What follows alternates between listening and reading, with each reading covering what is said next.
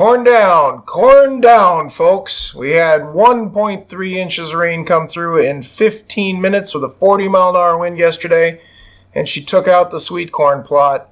Now again, most people would look at this disaster. The sweet corn in the middle is actually laying on itself. On the sides, it's bent at more than 45 degrees, and they'd say this crop is wrecked.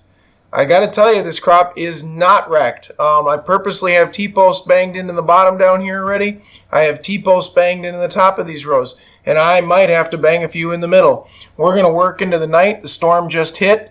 We're about an hour and a half since it quit storming on us. It's a little damp and rainy and buggy as heck. But right now the ground is soft. And if you get to it before the ground is soft, you can run your string, tip your corn up, and put little, I don't know what you want to call them, ties in between, zip ties, string ties, whatever, and you can get your corn back up. And that's exactly what we've done here. We've ran down the row with string, and about every 3 or 4 feet we've put ties to keep the corn from going back and forth.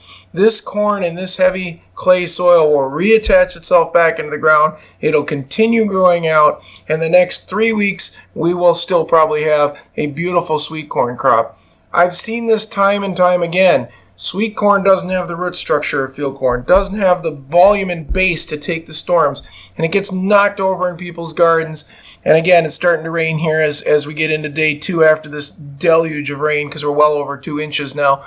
And people just give up. They're like, well, that crop's wrecked. It doesn't have to be wrecked. This is tasseled out, 5-foot tall corn that's going to be probably close to 6 feet by the time it's done.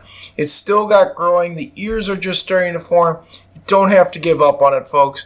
Pull a stunt off like this. Go out, bang in a couple T-posts, run some nylon string down it, and put some cotton ties or some string ties in between, and you can save your sweet corn crop in your garden. So as you can see here, this is the morning after. It's still raining here. We're still kind of in a kind of flood kind of plain here, but the corn is back up. It's ready for the next storm, and it's survived. We're going to have a sweet corn crop yet, folks. Thanks for watching. Corn down has been fixed.